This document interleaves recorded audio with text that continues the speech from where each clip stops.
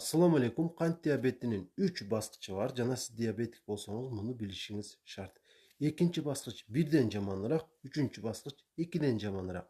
Ошондуктан кайсы баскычта турсаңыз дагы, ошону сактап калууга аракеттениңиз. Ошондо сиздин мүмкүнчүлүктөрүңүз артат. Ар бир баскыч боюнча бир аздан сүйлөп бере турган болсом, биринчи баскычта дары-дармектин, диетанын, кыймыл-аракеттин жана башка сунуштардын жардамы менен кандагы глюкозанын деңгээлин нормада сактап турууга болот.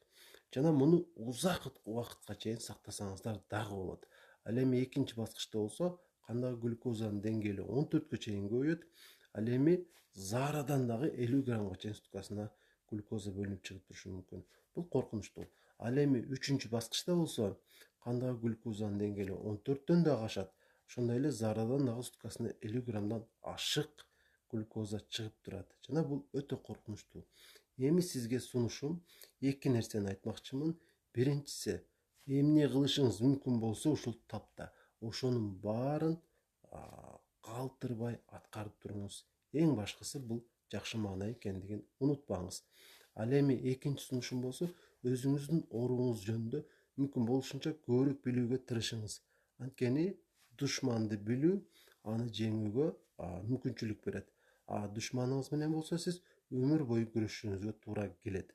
Жана маалыматтарды издегенде, дал ушул мисалы диабет жөнүндө маалыматка сын көз менен караганды үйрөнүңүз. Анткени сунушталган маалыматтардын баары эле реалдуулукка дал келе бербейт. Жана ушул маалыматтарды иргөөдө дарыгердин жардамы керек болсо, 0504 44 55 28 номерине WhatsApp'тан жазсаңыздар болот.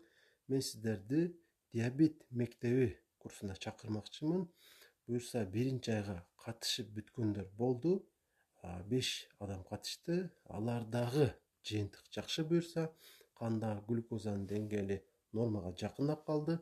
Айрымдары ушул инсулин дагы алышат. Ошого карабай кандагы глюкозанын деңгээли нормага жакындап турат.